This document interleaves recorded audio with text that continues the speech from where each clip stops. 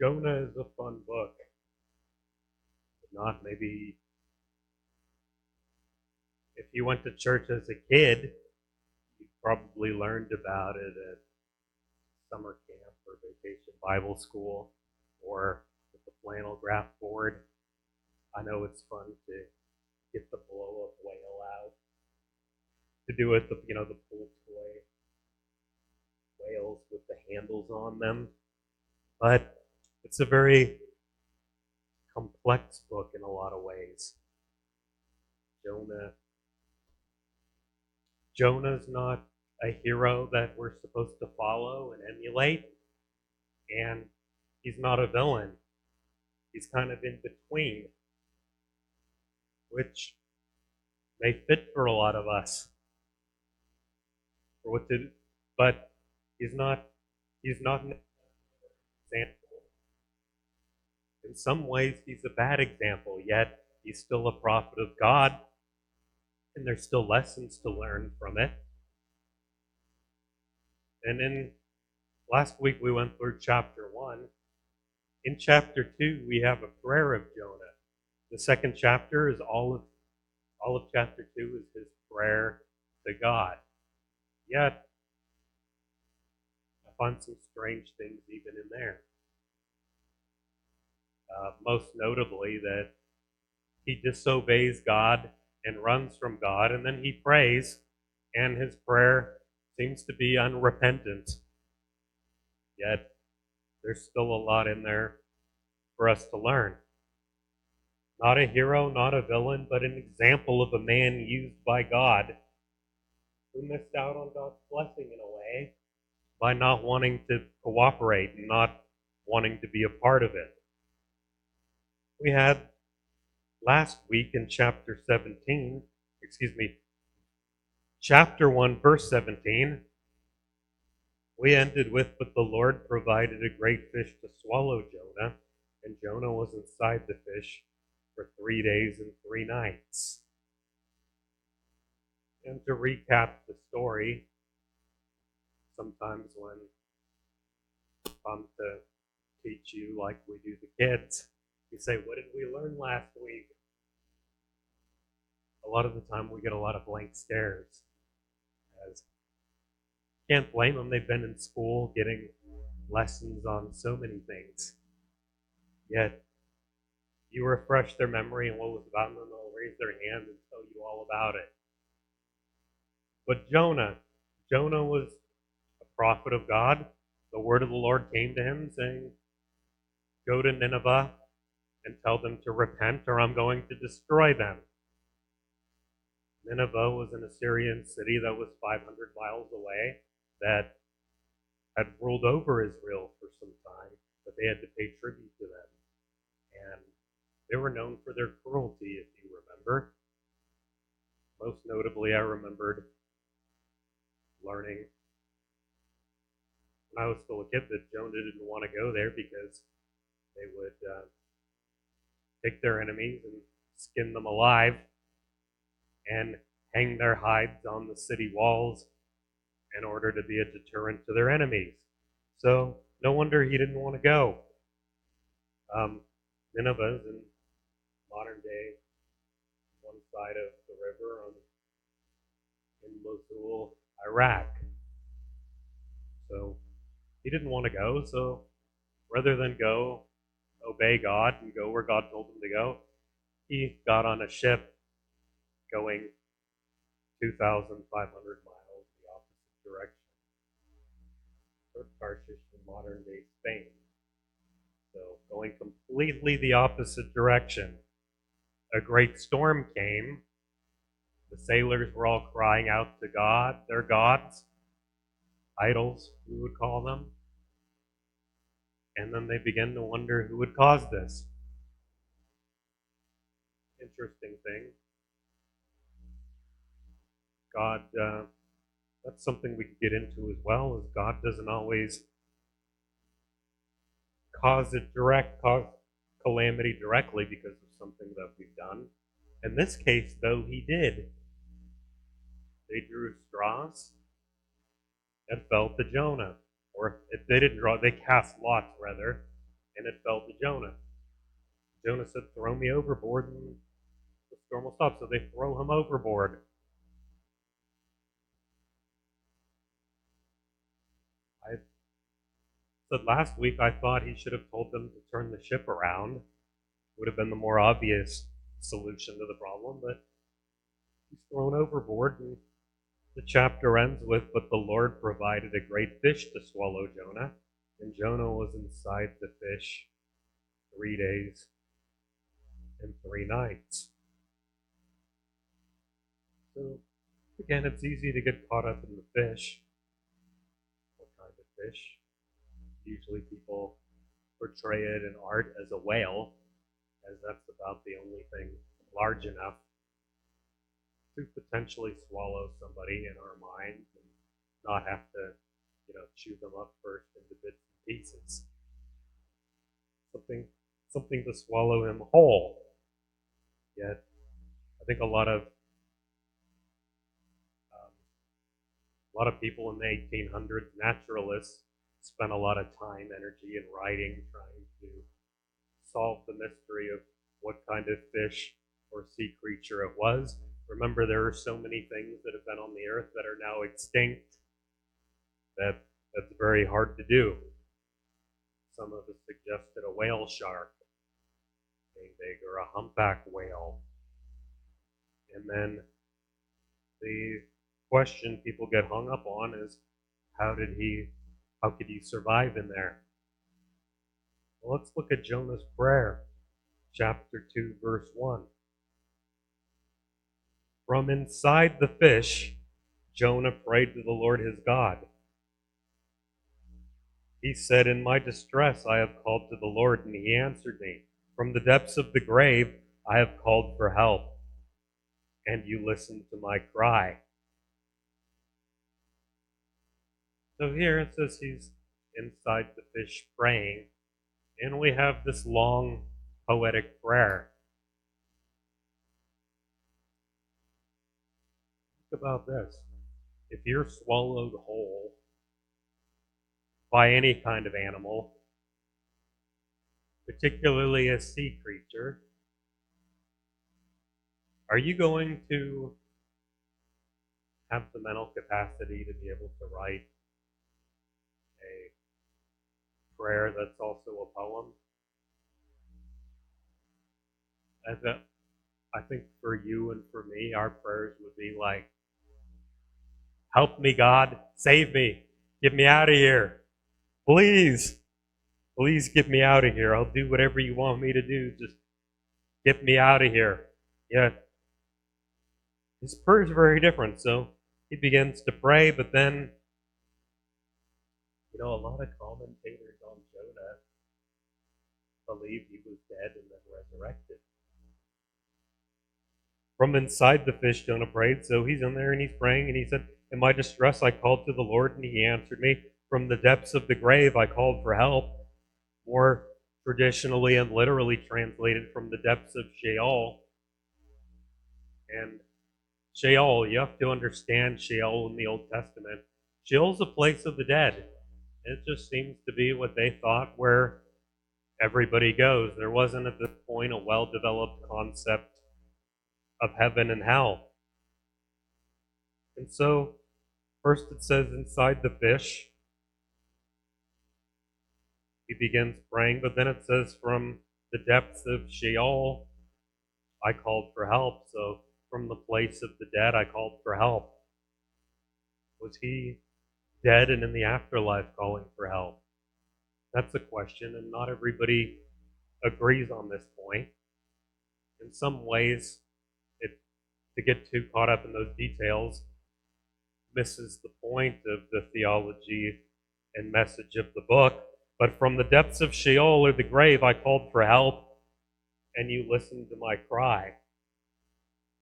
That being perhaps a apologetic sort of question, where we're saying, like, people might say the book of Jonah is nonsense because nobody could survive in a fish, a whale, or any kind of sea creature for 3 days, where here, that's not a problem. Maybe he didn't survive.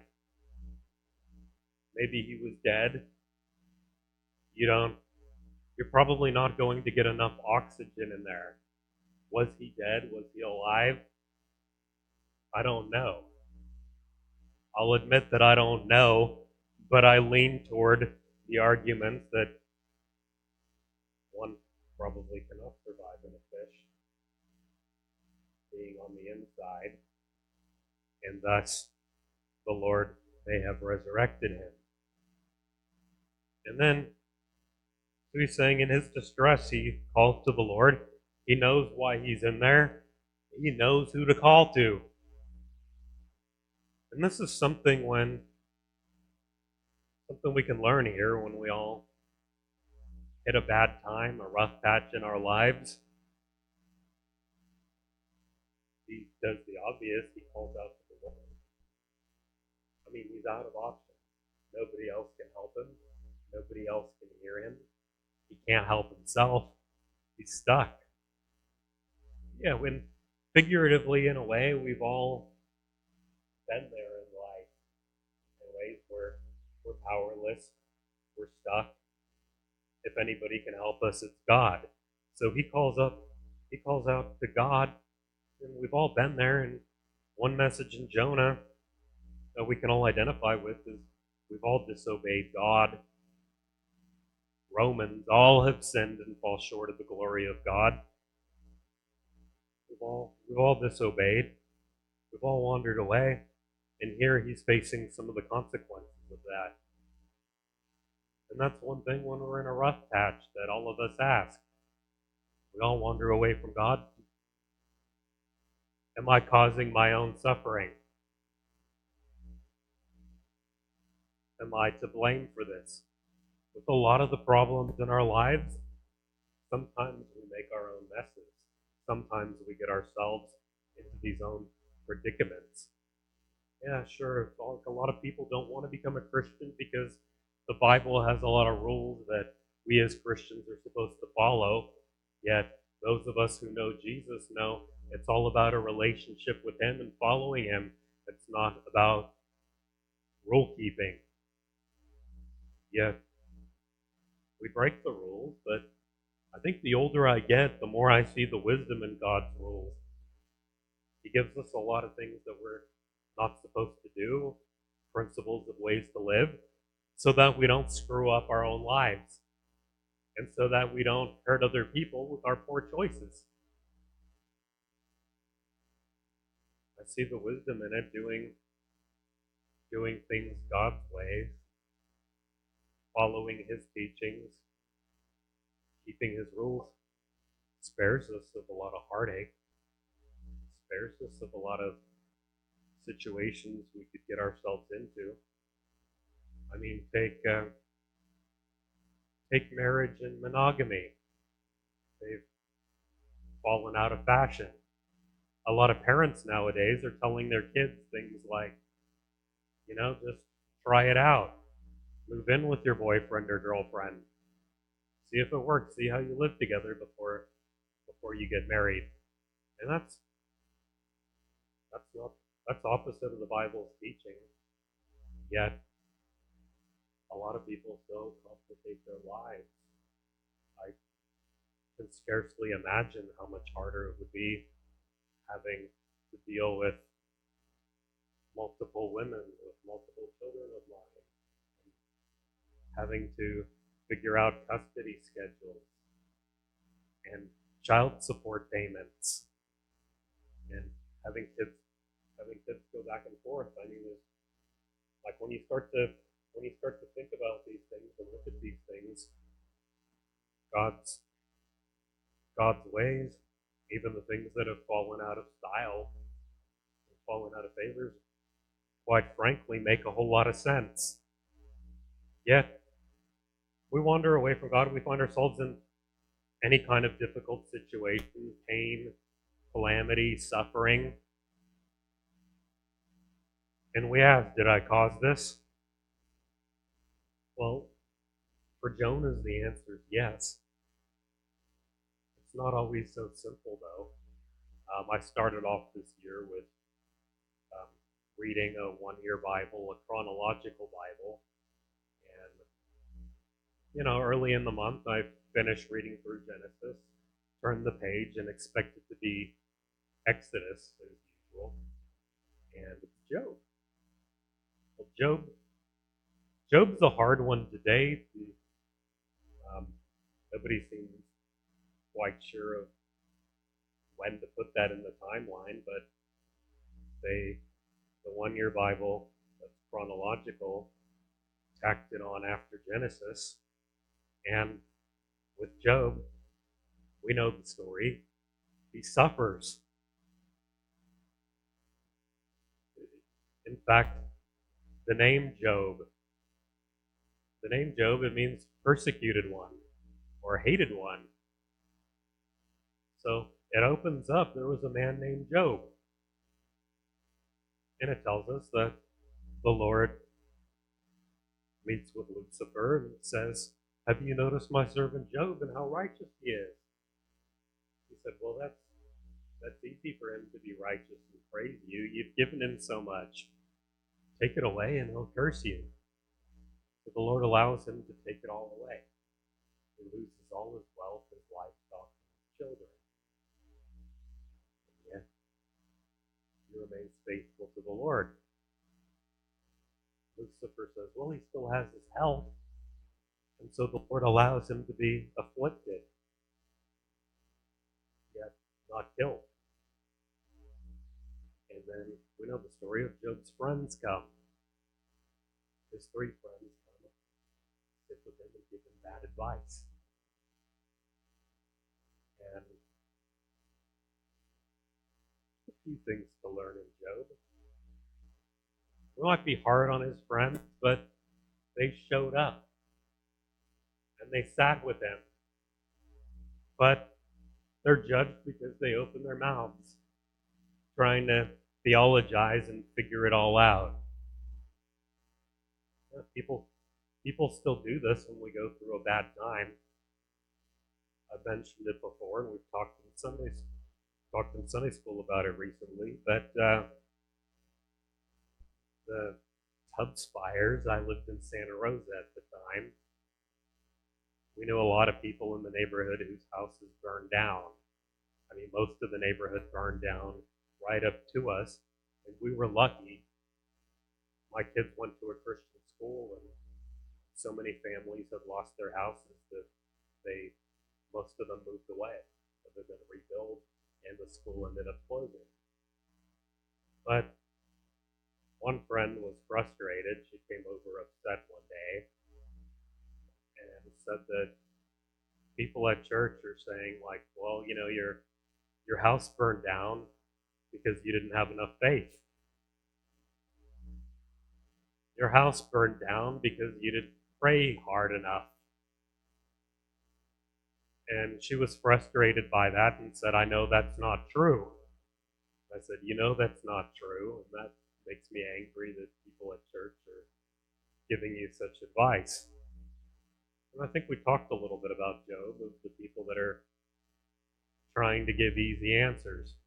Now, Job's friends were wrong because they said, well, look at the calamity that's come upon you.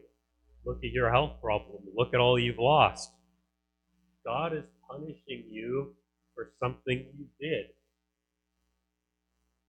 And he replies and says, that's not true. I didn't do anything. I've remained righteous. And then several chapters go on, and then the argument comes like, Job, nobody's righteous, and you claiming to have done nothing wrong is claiming to be that righteous, and thus that's how you've offended God. By claiming that you did nothing, like, no, and they go around and around. And in the end, you see, Job didn't cause the suffering that came upon him. And ultimately, God didn't give them a reason and made him clear that he doesn't owe him a reason. Sometimes we know Jonah's the opposite. Jonah caused it. Jonah knew the reason. And Jonah paid a consequence for it. But God spared him. And I think when we get into different difficult situations, we have to ask ourselves, and sometimes we need to bring it before the Lord, did I do something to have a part causing this? Now, I've heard this for years from people. A friend of mine comes to mind that, well, I led him to the Lord in high school. And for a while, maybe early in our college years, we went to church. We attended the same church every Sunday. But then he stopped attending church, made a lot of poor life choices, was not living God's way at all,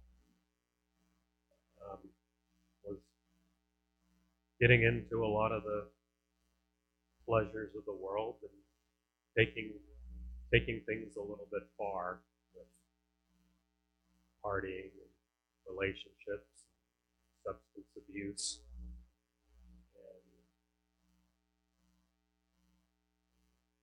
the consequences started to catch up. And it was always, and we kept having the conversation of, why is God allowing this to happen to me? And it was, some of it was obvious of, you caused a lot of this by not doing things God's way. But you know what? Nobody wants to hear that. And you have to be careful who you say that to sometimes. It's like we were good enough friends that he could hear that from me. And that takes a lot of discernment as to when you want to tell somebody the truth. If they're asking for an honest answer. So Jonah here, in my distress, he called to the Lord from the depths of the grave. I called for help. You find it interesting that he's not apologizing. He's not repenting. He's only praying for his life. He hadn't exactly learned his lesson. He was running away from God. Comparisons have been made with Jonah and the prodigal son. He was the Old Testament prodigal son. The Old Testament prophet who ran away from God. If Jonah were the prodigal son, then he was brought home unwillingly in handcuffs with only the gratitude of not being dead. Not coming back humbly.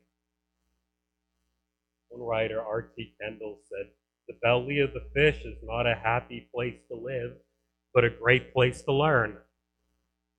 I'll say that again. The belly of the fish is not a happy place to live, but a great place to learn. And that's part of the lesson. When we're in a difficult situation, God sometimes uses difficult situations to turn people back to Him and to deepen our faith. Verse 3, Jonah's prayer. You hurled me into the deep, into the very heart of the seas, and the currents swirled about me. All your waves and breakers swept over me.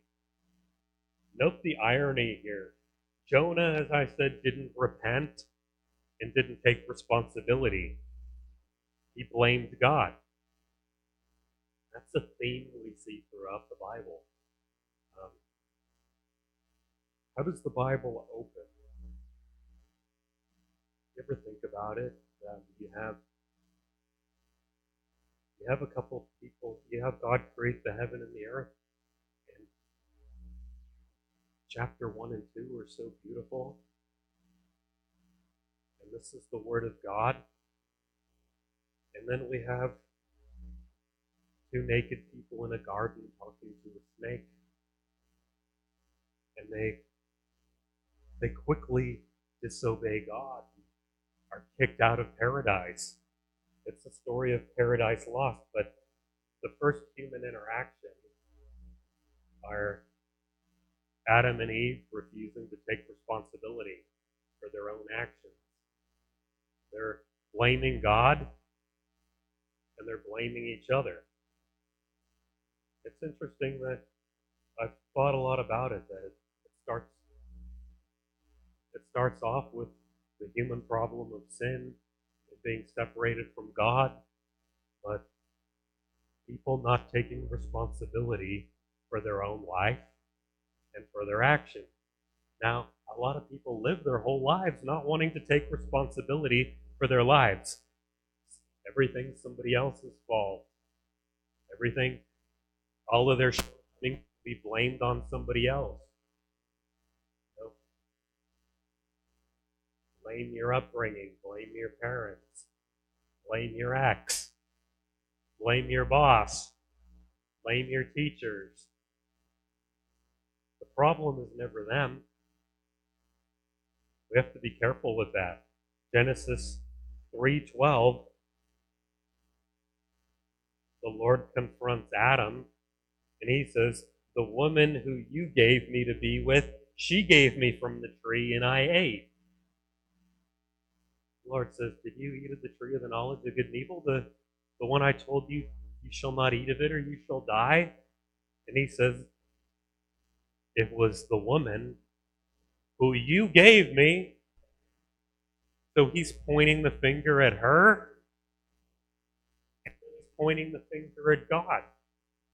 Now think about it. There wasn't anybody else around to blame. It was just him, her, and God. That's it, and he blames both of them. Well, there's irony here. It's funny, you're all laughing, but that's a profound truth in Genesis. The Bible starts there because that's one of our main problems. Adam blames God. Here, Jonah, you hurled me into the deep.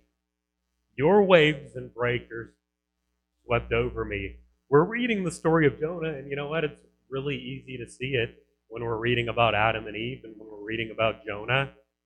What they did wrong doesn't apply to us, does it? Well, sure it does. Jonah doesn't take responsibility. He seems to be blaming the Lord in his prayer. Even when we wander away from God and his ways, we can still blame God for our problems. Verse 4, I said, I have been banished from your sight, yet I will look again toward your holy temple. The engulfing waters threatened me. The deep surrounded me. The seaweed was wrapped around my head. Boy, this paints a good mental picture for us. Being inside a fish, having seaweed wrapped around your head. If I was painting Jonah, I'd make him really slimy.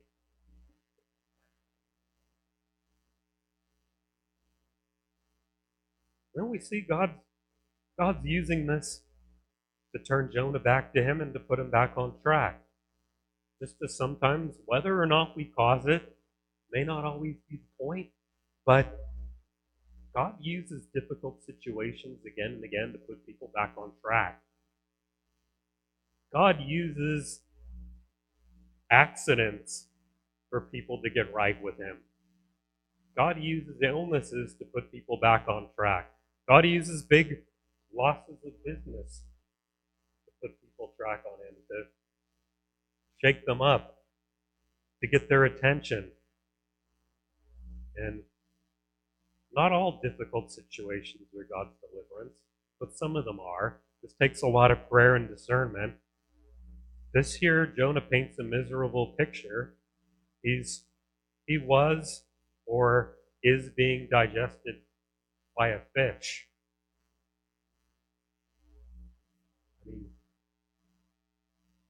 whether or not he stayed conscious in the fish or if he was there for a little while and died and then God brought him back, maybe beside the point, but to be swallowed, well, first of all, to be thrown into the open sea.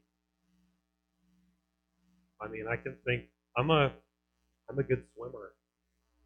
I used to be a lifeguard.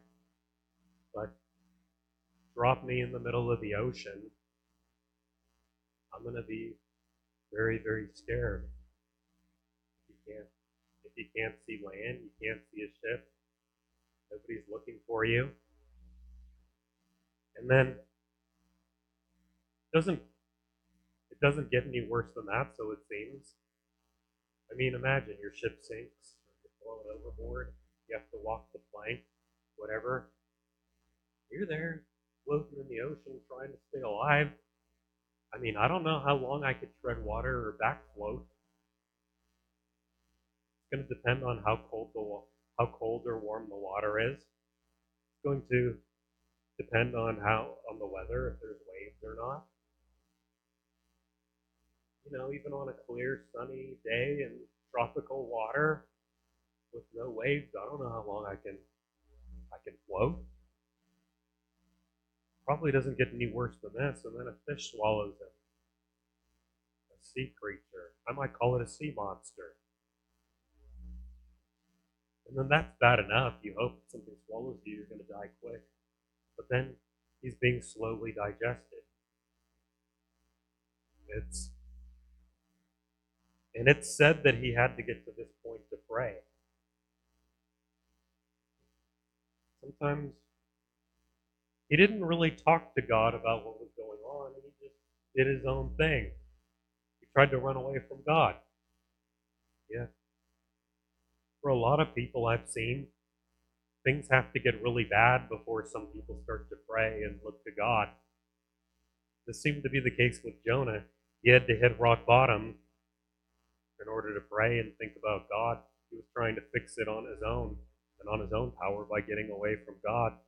Now, sometimes the worse things get, the more we pray. And God uses that. It seems that Jonah's spirituality was a bit superficial. Don't wait to pray until you're desperately in need, and that's the only solution left. Verse 6, to the roots of the mountain I sank down. The earth beneath barred me forever. That being a picture of being in the underworld, or being in Sheol. But you brought my life up from the pit, O Lord my God. Yeah, many of us have been in the pit before. The Psalms are full of it. King David liked to say that. I was in the pit, and you brought me out of it. Yeah, some of us know what it means to be in the pit. In there for 3 days. In the ancient Near East, there was a belief that if 3 days have passed, you were really dead. They may not have understood how to check pulses and breathing and assess somebody. There are reasons now that typically has to be a medical doctor to be able to pronounce somebody dead and sign the death certificate because, well, you could miss something and they could wake up. I had EMT training when I was in college. And they said you're not allowed to pronounce anybody dead unless they meet one of 3 criteria. Well, first one is decapitation. If their head is off their body and removed, then you can presume them dead. Gross incineration. I mean, if they were burned beyond recognition, you could pronounce them dead. Or if their body was decomposed, you could pronounce them dead. Otherwise, it had to be the work of a doctor to be able to do it. Now, Jonah said in verse 7, he continues to pray, when my life was ebbing away, I remembered you, O Lord. And my prayer rose to you in your holy temple. So he's continuing to pray to the Lord as his life is slipping away, reminding us that we should not only go to God when we feel that our life is slipping away. Verse 8, those who cling to worthless idols forfeit the grace that could be theirs. He's saying if you're praying to anything but the Lord your God and trusting in anything else, you could forfeit the grace and help that could be yours. Now, we see here, the Lord saw him through this. The Lord's grace and mercy extended to him when he called out to the Lord. It states the biblical truth that idols are worthless. But third thing we see, that many miss the lesson from our pain that can teach us something. What in our pain and suffering can life teach us? Jonah here, it's interesting, Jonah here is still being a bit self-righteous. He's still being a bit hypocritical. Do you see the irony here? Jonah's missing God's blessing, just as at the time Israel was missing God's blessing. The irony in chapter 1, the pagan sailors at least prayed to idols and took their religion seriously. Well, Jonah didn't pray until he'd been swallowed up. We ought to be a little convicted by that. He should have been convicted by those who were practicing another religion. As Christians, we could be.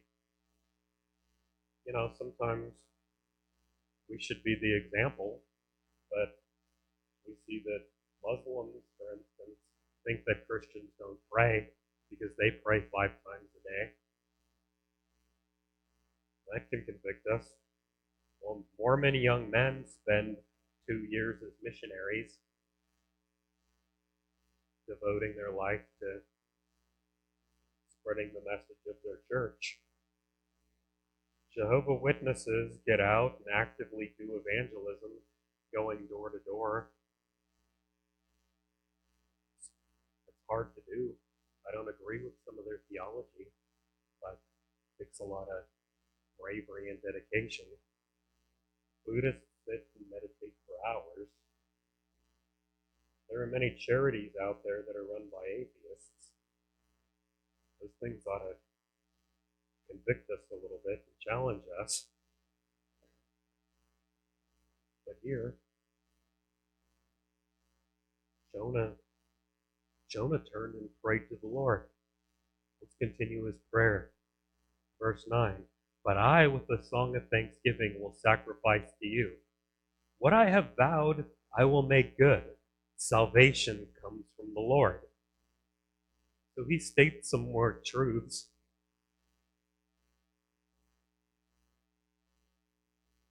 Saying that he's going to sacrifice to the Lord. What I have vowed, I will make good. Salvation comes to the Lord. And the Lord commanded the fish, and it vomited Jonah onto dry land.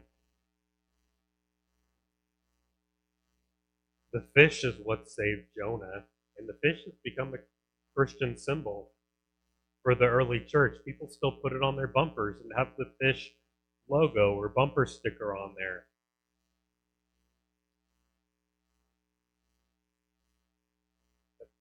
What caused his suffering also saved his life. It redeemed him as it had to get him to the point, to that rock bottom where he cried out to the Lord. Now, we could see Jonah in some ways an example of what not to do. Turn to the Lord and do things God's way long before you hit rock bottom, long before you have to find yourself in the belly of a fish, wrapped in seaweed and vomited out on the shore. Now, we'll get into it next week. He goes on to preach to Nineveh. They listen to him, and they repent, which you wouldn't think they would. I wonder if it was a sign to them. I've wondered about this. Did a bunch of see him get vomited onto the shore? I mean, was it at a busy beach or seaport? I mean, this makes sense. Imagine, this is just my own speculation, but imagine a lot of people see that. You go and you find this slimy guy. You help him you give him a towel. You see if he's okay. And he says, I'm here with a message from God. You're going to listen. Yeah, you're going to listen. So God used that, just as God uses the hard situations. Now, Jonah's doing something that we do. He's saying, God caused this. God did this to me. Well, we can read it and say, well, he kind of did this to himself. And that's hard to sort out. That's not always the case, as we talked about Job, but nonetheless, God uses the hard circumstances. Even when he doesn't cause them, sometimes they're a result of being in a sinful and fallen world. But sometimes hard circumstances can be for our own good. They can toughen us up to life. It's not always no pain, no gain. But think about, I heard somebody say that boot camp, for instance, is hard for a reason. It's hard on soldiers for their own good. If you sent people to prepare for the war ahead and you gave them a half hour of aerobics followed by some target practice, they would not be prepared for what is to come. Just like for us, and that this was a parable in a way of Israel. Israel, who had been swallowed by Babylon by their own doing and their own disobedience, would be delivered. But here, don't ignore life's lessons. Constantly ask, what might God be teaching me at this time? And don't wait to pray. Don't wait to do things God's way. When you need help, ask for it early before things get worse and worse. Now that's a lot of irony here in Jonah's prayer, but a lot that we could learn from it. So with that, we're going to have a closing song, and I'm going to be at